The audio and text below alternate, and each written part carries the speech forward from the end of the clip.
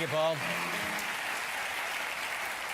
You walk into a 7-Eleven and you say, "Trisket me." Trisket me. I wonder what might happen.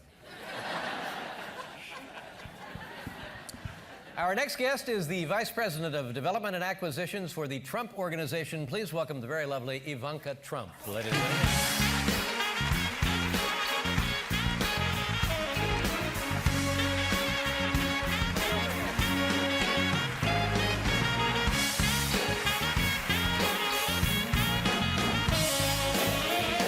For being on the program. Oh, it's my pleasure. I've never met you. You're certainly lovely, and thank you so much. I called my father actually around 5 minutes ago, right before coming on, to ask him if you'd be nice to me, and he said he thinks so.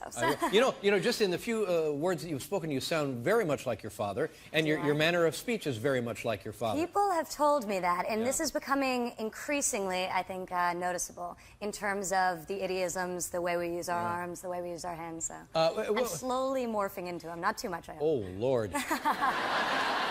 You know, I have to be careful. I'm still a woman. Explain to us development and acquisitions. What does that do? It seems like a very pivotal, crucial role in the organization. Well, it sounds very important, but at the end of the day, my father always reminds us, and we don't really need to be reminded, that it's him and then everyone else. So while the title sounds very formal, but no, in seriousness, my brothers and I work for him. We do anything really pertaining to real estate. Right. So we have 33 projects that are going up all over the world under our direct control. So he's been great about allowing us to field a lot of the day-to-day responsibilities. No, I don't know how old you are, and I'm not going to ask you how old you are, but you certainly seem younger than me. It's okay, I'm 25. It's a lot of responsibility for a person 25 years old. This is a global circumstance, and you are actually...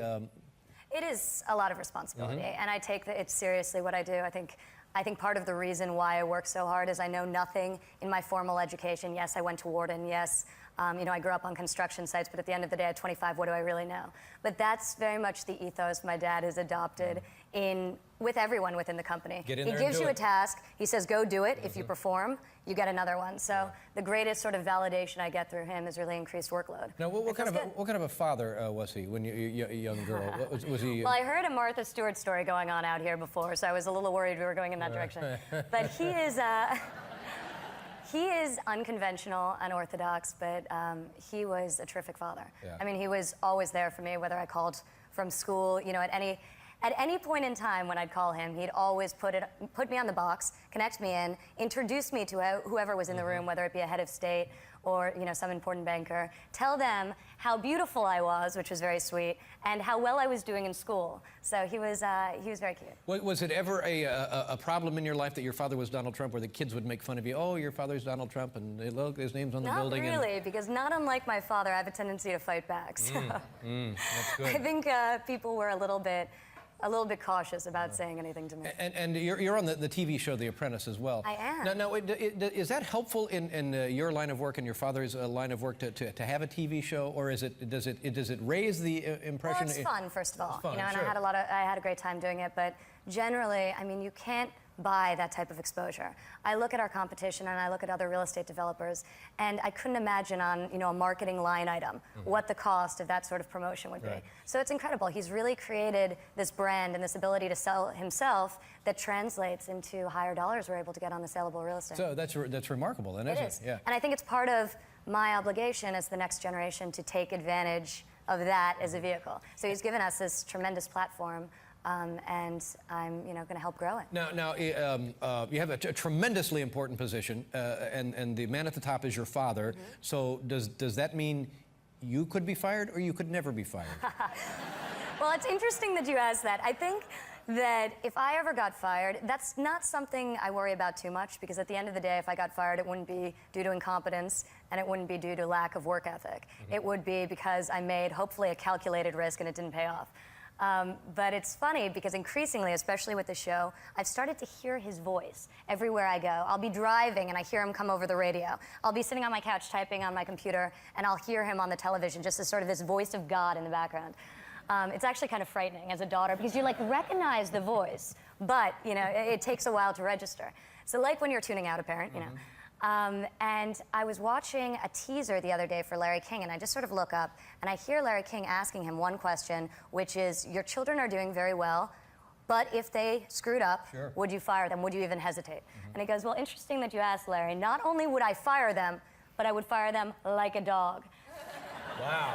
So I started cracking up, and I pick up the phone, and I called him, and I basically said, well, Dad, you know, I'm not totally shocked that you'd fire us if we'd screwed up, but did you have to add the like a dog? Like, I'm not even sure that I know what that means. Wow. Like, the last time I fired my dog...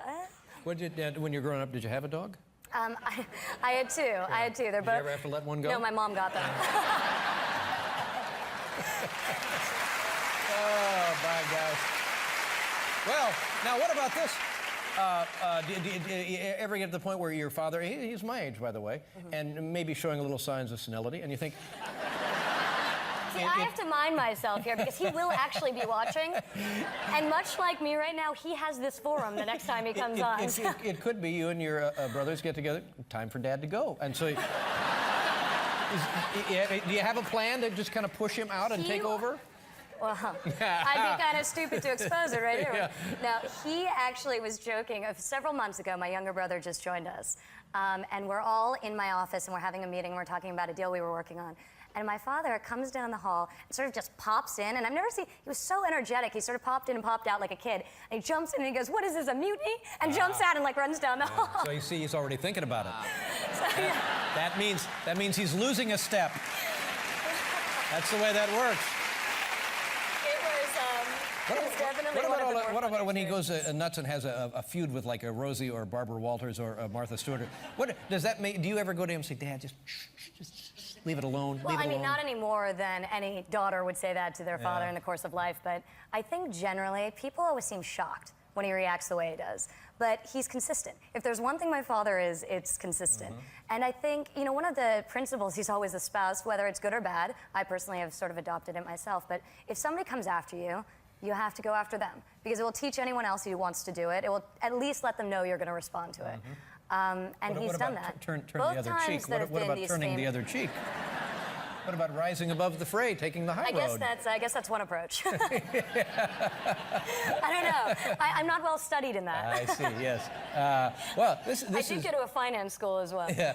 And the show is now finishing. Is it done for the season? It is. Yeah. It is. We actually had the live finale last Sunday night. And it was funny because we were standing, it was at the Hollywood Bowl. There were thousands of people watching. There were millions of people watching on television and it was live. And I'm standing backstage with my older brother, my father. All of a sudden there are fireworks just going off in the background and then they're about to open this boardroom door and we're gonna walk onto the Hollywood Bowl stage. And I just start laughing because I look at my father and I just go, do you think this is what most people do on a Sunday night? Yeah. You know, there are fireworks, there are thousands of people. Rarefied experience. So Your entire life has been that way. It has, it has, but it's been great. Well, it's a great pleasure meeting you. Thank you. And when you dump the old man, come back and see us all the time. Will do. Pleasure. Thank you very much. Ivanka Trump, ladies and gentlemen. We'll be right back with Corinne Bailey Ray.